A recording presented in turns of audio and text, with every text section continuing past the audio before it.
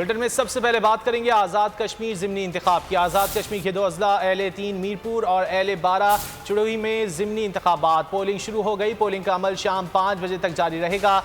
एल-3 में 85,864 वोटर्स अपना vote cast करेंगे, जबकि एल-12 चुड़ोही में 1,06,000 वोटर्स हैं। 149 पोलिंग स्टेशन बनाए गए हैं। सिक्योरिटी के इस मौके पर सख्त तरीन इंतजाम देखने में आ रहे हैं। पुलिस के 2,286 और रेंजर्स के 556 एहलकार तैनात हैं। फौज के दस्ते भी क्विक रिस्पांस के तौर पर मौजूद हैं।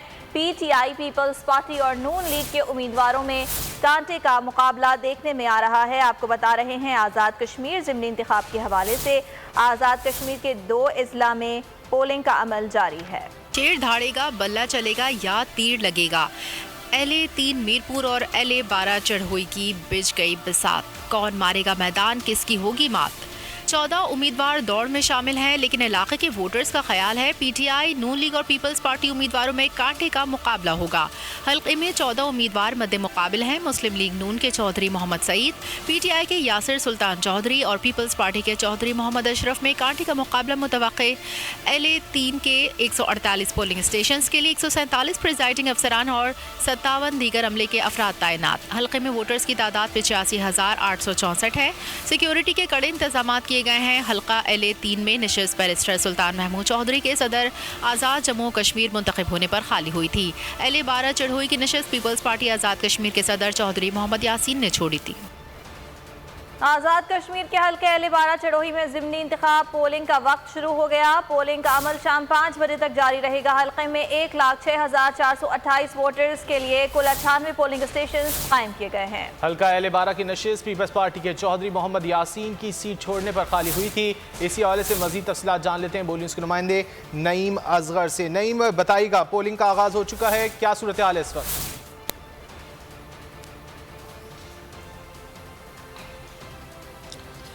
जी बिल्कुल, आपने ठीक फरमाया। एल-12 का हल्का है।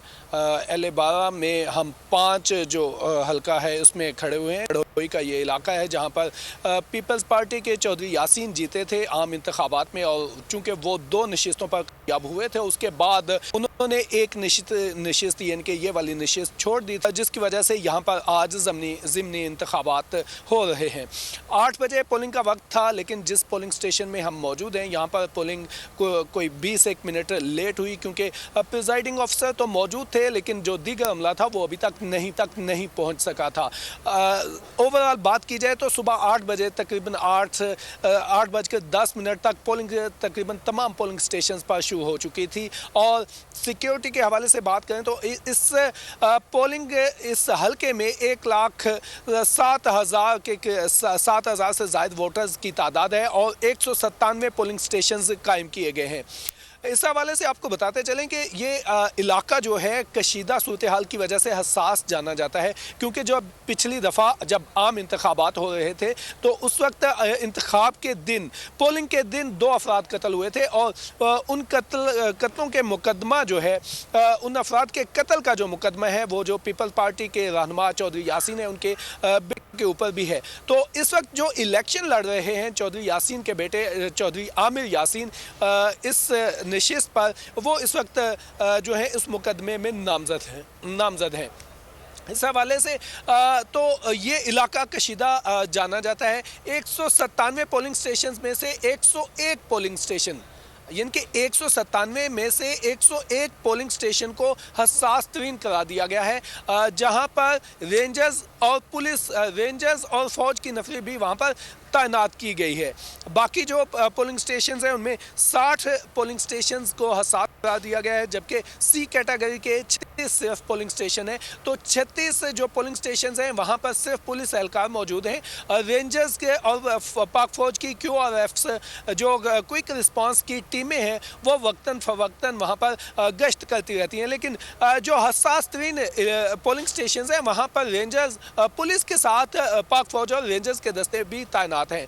अभी कुछ देर पहले यहाँ पर असिस्टेंट कमिश्नर और एसी जो है असिस्टेंट कमिश्नर और सिक्योरिटी के इंतहाई सख्त और पोलिंग का अमल शाम 5 बजे तक जारी रहेगा। बहुत शुक्रिया नईम, आपने इस हवाले से आगाह किया। आगे बढ़ते हैं। भारत की आंखों में आंखें डालकर जवाब देने वाले सरदार सिकंदर हयात दुनिया फ़ानी से रुखसत हो गए।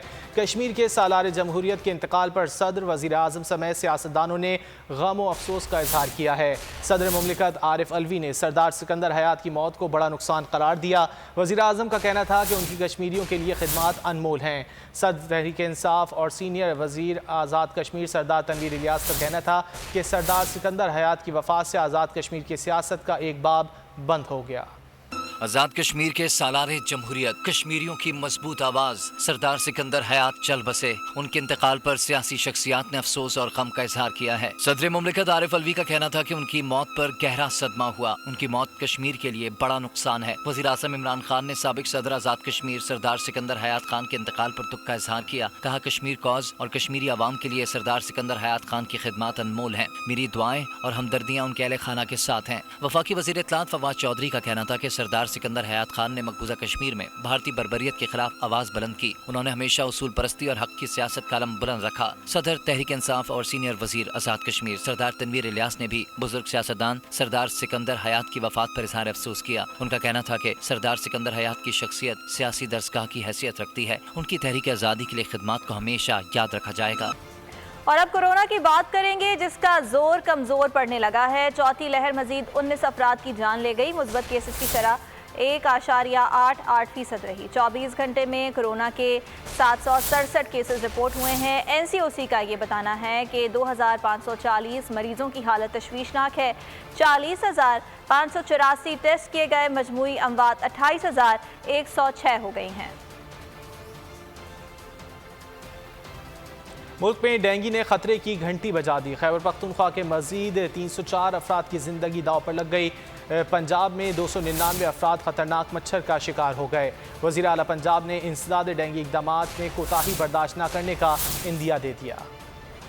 बदलने लगा, डेंगू ताकतवर होने लगा। खैबर पख्तूनख्वा में डेंगू ने गिरफ्त मजबूत कर ली। मजीद 304 अफराद जानलेवा बीमारी में मुब्तला हो गए। मरीजों में इजाफे से अस्पतालों पर दबाव बढ़ने लगा। खतरनाक मच्छर ने पंजाब में भी वार तेज कर दिए। मजीद 299 अफराद डेंगू का शिकार हुए। 222 मुतासरीन के ताल्लुक लाहौर से है। इस्लामाबाद में 98 अफराद डेंगू में मुब्तला हो गए। वज़ीर आला पंजाब ने इंसदाद डेंगू इक़दामात में कोताही बर्दाश्त न करने का इंदिया दे दिया। और डेंगू की मौजूदा सूरत हाल पर बात करेंगे। डॉक्टर सदफ अख्तर हमारे साथ मौजूद हैं। डॉक्टर साहिबा, बहुत शुक्रिया आपके वक्त का। आपसे जानना ये चाहेंगे कि हम ये देख रहे हैं कि डेंगू के केसेस में रोज़ बरोज़ इजाफा होता जा रहा है। आप क्या समझती हैं कि हुकूमत की जानिब से सही इक़दाम नहीं लिए जा रहे या फिर आवाम है जिनकी जानिब से एहतियात नहीं की जा रही?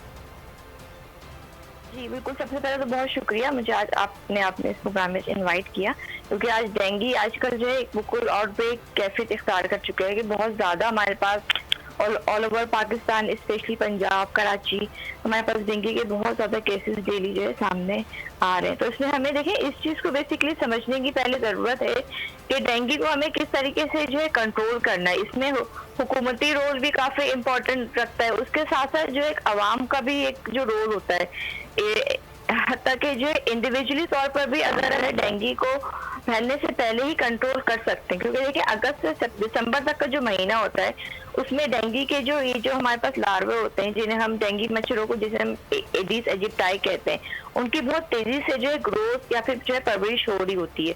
तो हमें देखिए अभी क्योंकि हालिया बारिशों के बाद भी हमारे पास अभी भी हर तरफ जा बजा रोडों पर, सड़कों पर जो है बारिश का पानी मौजूद है। तो उनमें भी जो है डेंगू मच्छरों की अफजाइश हो रही है। हम खुद ही उनको एक तरीके से जो है उनके लिए एक एप्रोप्रिएट एनवायरनमेंट क्रिएट कर रहे हैं कि जहाँ पर वो अपनी जो है परवरिश कर सकें। पूरे उनके जहन में जो ये चीज होती है कि सिर्फ जो गंदे पानी होते हैं उनमें जो है इन मच्छरों की अफजाइश हो रही होती है, लेकिन डेंगू के मच्छर जो है वो ज्यादातर स्टेगनेंट वाटर या फिर उनके साफ पानी में जो है परवरिश होती है। और हमारे घरों में भी ऐसी बहुत सारी अभी तक ऐसी स्टेगनेंट जो है खानाएं मौजूद हैं जहाँ पर इन मच्छरों की अफजाइश हो रही होती है। उन जगहों की जो है आइडेंटिफाई करना बहुत जरूरी होता है कि हम अपने घर में ऐसी जगहों को आइडेंटिफाई करें कि आपके पास पास किसी ऐसे खाली गमलों में, खाली टायरों में, आपके घर की छतों पर ऐसे हमने कोई पानी के बर्तन नहीं रखे हुए हो। बहुत सारे घरों में जो है क्योंकि देखिए कराची में भी बहुत सारे हमारे पास एरियाज ऐसे हैं जहाँ पर जो है पानी की फराहमी इतनी नहीं होती। तो सब्सक्राइब करें और बेल दबाएं ताकि कोई खबर रह न जाए।